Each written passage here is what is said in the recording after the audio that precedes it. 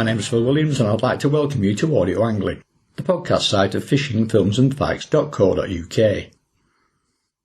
Danny Parkins, who I'm linking up with here, in angling terms at least, leads something of a double life.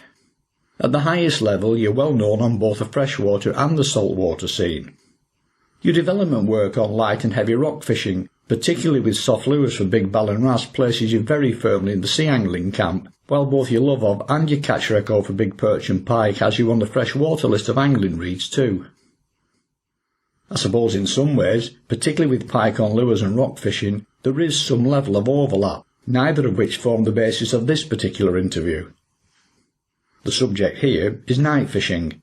Not exactly the first thing that jumps to mind when thinking about a session for big pike. Night piking, not something that everyone thinks of. Can kind of be a bit confusing when you see people going out with lures at night. Well, pike do feed exceptionally well at night, and I've caught numerous fish after dark, and I'll be honest with you, when I was first introduced to it by a good friend of mine, Adrian Jacobs, I thought he was talking a load of rubbish. I thought, well, what we doing? Taking my pike gear out, my summer surface lures and spinnerbaits out at night, and I can tell you now straight away, on the very first session, I had one of the best surface lure sessions I've ever had, I think. It just worked. It was infectious.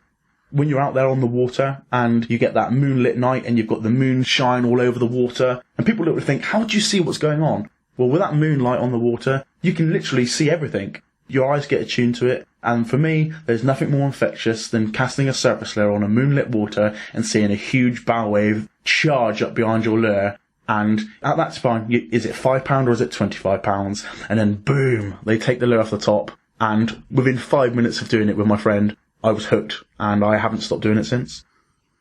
When you look at a pike, the body shape, markings and positioning of the eyes on top of the head, everything cries out ambush feeder. I'm seeing a lot of these fish on a daily basis. I mean, in the summer months, most evenings I'm out pike fishing, and I would say at night they change. You're almost seeing an active hunter. You're seeing bow waves charging, they're cruising up and down the middle. You're not seeing this sitting in the weeds hiding business. And I generally believe, I've done this for quite a while now, and I'm quite a knowledgeable angler. I like to investigate the situations rather than be ignorance is bliss, they say, but I like to investigate this stuff. And what I've seen is, when you think about it, I'll explain this now, it's kind of obvious. Big pike, in these gin clear canals and streams, stick out like a sore thumb. Every fish within a million miles is going to see this pike sitting on the bottom or cruising down the middle. At night, when these roach and rudd are hiding underneath the bridges, they suspend themselves mid-water. We shone the torches on the water and they literally just sit there.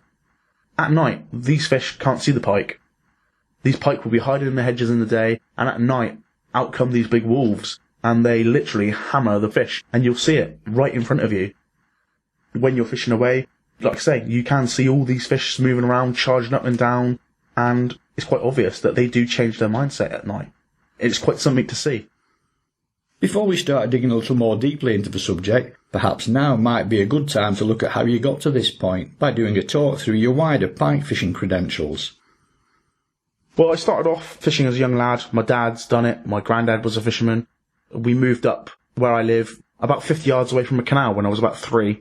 So obviously it was a natural progression for us to go fishing. We'd go to the lakes with granddad and dad. And then from sort of about 5, 6 onwards, we used to go to the canal behind the house, and it literally is behind my house, and go fishing. So the instant and most easiest way, there was no bait, no tackle involved. I remember going up there and just spinning with my granddad or dad and my little brother Joe, and we'd go up there and we'd go spinning for pike and perch. My actual first fish I caught on my own was a jack pike. I remember this clear as day. It was only about 2.5, 3 pounds, but to me, being only that age, it was a monster, and that was me hooked. I've lure fished ever since. I'd probably say about 90% of my angling's lure. I tend to go with my dad sea fishing in the winter and stuff like that, and other friends, but my first calling is lure fishing always. It has been right from a young age. All the way through my teens, I grew up, like I say, living next to the canal. After school in the evenings, weekends, straight up to the canal, fishing surface lures. I used to order my lures from a UK company called Harris Angling back in the day. Used to catch lots and lots on American imports, your standard Rapalas, save my pocket money up, and that was kind of where it went from there. It just got worse and worse and worse. My addiction to catching pike on lures became a bit of a craze. Every bit of spare money I had, pocket money, and then when I left school, part-time jobs, and it was all mad about pike fishing. And then later on in my teens, I guess I progressed into more the expert level, catching quite large pike on the Tiverton Canal, the Exeter Canal, and all the mid-Devon venues. I've had venue records in both the Tiverton and Exeter Canal. I've had 22 pike over £20. That's not including 2 wild 30-pounders, which to the pike angler is quite impressive. These aren't trout water fish. These are from rivers, canals and small drains. Right up to present day where I still continue to try and pike fish once a week. While doing that, obviously I've caught lots of big chub. I've caught lots of big perch to £4.4, chub to £6.12. The chub was actually at night while pike fishing. So there's a bycatch when you did that. So yes, I'm very lucky where I live. I have a lot of water around me. And because I'm an outdoor lad, it's just easy for me to go and catch these fish. So yeah, that's kind of my pike fishing history, as it stands at the moment. 22 over 20 and 2 30s, which to anyone's quite impressive. So right, back to the night fishing. So are we talking here only of fishing with lures, which I know is your specialist technique, or might there also be scope for fishing on after dark with live or dead baits?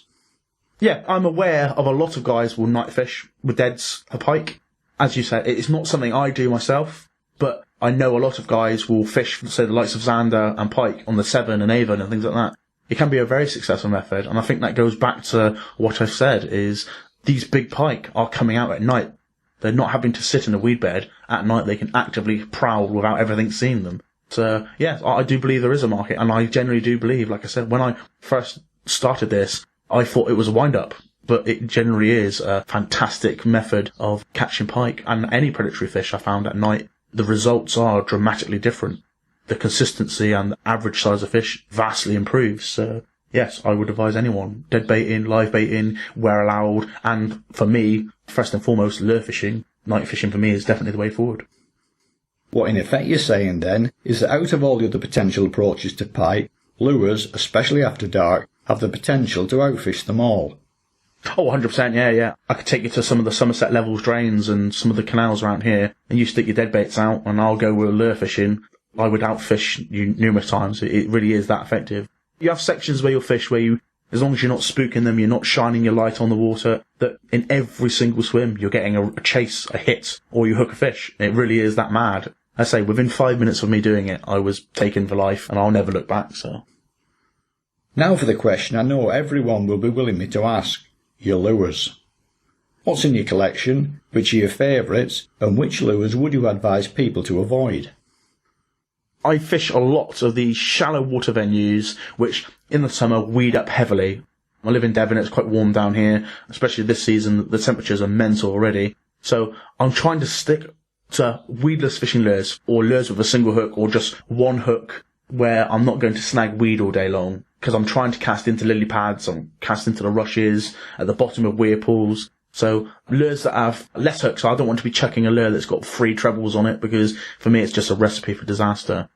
Size of lure, I've caught them on anything from 3-inch moss bosses, all the way up to 10-inch wake baits, which are more your jerkbait style angling at night. I've also had great success on other venues, fishing sort of bulldog and eel style lures, 10 and 12 inches long. But for me, not too big.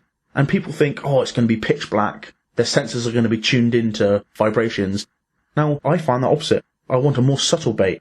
I don't want a huge big popper that's spluttering and splattering across the surface and creating all sorts of havoc. It just doesn't work. You want that nice subtle, because at the end of the day, the saying is match the hatch. I want a little frog or a little mouse that just ripples across the surface, trying to be as quiet as possible so everything doesn't want to eat it. And they are the most successful baits. Let's say, we use the term wake baiting, where you're creating a wake just underneath the surface. And that's the most deadly and effective way. So 4 to 5 inch lures that don't make as much fuss as palaver as what you think you should be making, and you'll catch straight away. So the key is just to not overwork the lures, and if you just straight wind them in, and you will get the takes. And you always fish them at or close to the surface? Yeah, generally on the surface. When it's a little bit cooler, early season and late season, like I say, I tend to do more wake baiting, which will be subsurface. It's sort of less than 6 inches of water in it, which will just disturb the surface. You'll get a lot of fish like that. I should imagine that the rods, reels and lines used for night lure fishing are the same as what they are for the daylight stuff, but your thoughts and advice on the various options available would still be welcome nonetheless. Also, any advice on specific ancillary equipment? For me, it's identical gear. I fish solely with bait casters for pike. I'm fishing 30-pound braids solely just so I can get the lures out of the snags. I don't want to be losing 10, 15-pound lures up trees and in the banks. On some of the venues I fish on the Somerset levels, you have cattle fences right on the edge of the water, and you'll be surprised how many people I take out. They sling a lure to the other side, not because obviously you struggle to judge distance at night, and you hear a clink, and they've just thrown it in a cattle fence. And, yeah, you've got to be careful. I tend to use short, pokey, less than 7-foot rods, 30-pound braid, bait casters for myself, because it's just natural, that's what I've always used. And people say, you hear these horror stories back in the day of bait casters, of birds' nests and tangles and taking weeks to learn how to use it, which is utter rubbish. They are such friendly reels to use, and I would ask anyone that wants to take up lure fishing to try it. 10 minutes in a field or in a bay, casting a lure, you'll be casting a lure onto a bucket-sized hole at 20 yards every cast. They're a pleasure to use, and they make no difference at night. The principles are still there. When you hear or see the lure hit the water, you thumb the spool down. But obviously, the majority of people want to use fixable reels as well. There's no right or wrong, it's down to what the angler wants to use. Everyone has a reason why they use bait caster or whether they use a fixable, so it's just what you're comfortable with using at the end of the day. You are in the dark, so you can't just be shining your light on everything, so you want to use a rod and reel that you're comfortable with and you know how it behaves, and that would be just my advice for that. And when you have a fish beaten, in theory the netting, handling, disgorging and all the rest will be the same as in the daytime. But is it really as simple as that? Of course, yeah. And you get that saying with anything. In the dark, everything is a little bit more mysterious. So your senses are heightened immediately just because of the surroundings you're in. So obviously pike fishing, you get a big pike, the excitement's there. You want a good sized net and on a hooking mat and your hooking tools. Everyone wears a headlamp. I also carry a headlamp on my strap of my bag. We don't shine them on while we're fishing, only for when you hook a fish. Everyone sticks their headlights on. There's 2 of you fishing, so you shine on the area. The other person nets. We bring the fish in on the unhooking mat, and you would use the standard tools. Be careful. Don't get caught up in the moment, the excitement of it, because it can be quite nerving. Especially like I said earlier on, you get that bow wave and you don't know whether it's £5 or £25, and they tend to be a lot bigger at night, so you could be catching PBs or big fish in the excitement of it being pitch black. So yeah, calm and collective, and obviously using exactly the same sort of gear, unhooking mats, large nets, tangle-free nets as well, the rubberized meshes. You want less palaver as possible, and then obviously calm and collective, and you shouldn't have any problems. It's quite pleasurable. To give us some sort of flavour as to just how effective night fishing can be, talk us through some of your more memorable catches, specimens, and dare I say it, cock-ups too. Yeah, well, we've had quite plenty of those. Well, I've been out, I was about my 2nd season of doing it, and we're talking probably 10 years ago. We were fishing up the Grand Western Canal and cast out there. It was just getting Dempsey light, and we were going to move on to chub, which is also night fishing. So we were going to just finish the night out just as it got dark, and then half-hour drive to the river where we were going to go chub fishing. We got to this bay, which is a known pike bay. My friend Adrian cast out his plug, and it was a moss boss lure that he had on. Had this huge swirl and a bit of a bow wave, and we're like, oh, that's a big fish. You could just tell. The whole bay erupted, and we're like, right, okay. So he put on a jitterbug, which is a type of plug which pitter-patters across the surface, a bit like a mouse or a duckling. 1 treble on the back rather than a single hook of the moss boss. Cast out to the other side, and instantly the water erupts like a crocodile diving in. The take was like chucking a Labrador in. It was a badoosh. He hooks it on. The rod loops over. The drag screams off. It's underneath the tree. He's swearing like a trooper with a headlight on, with trip over the landing net. Get into position, and he's playing this fish all the way in, and it's making these huge long runs. It's pitch black at night. We still haven't seen this fish yet.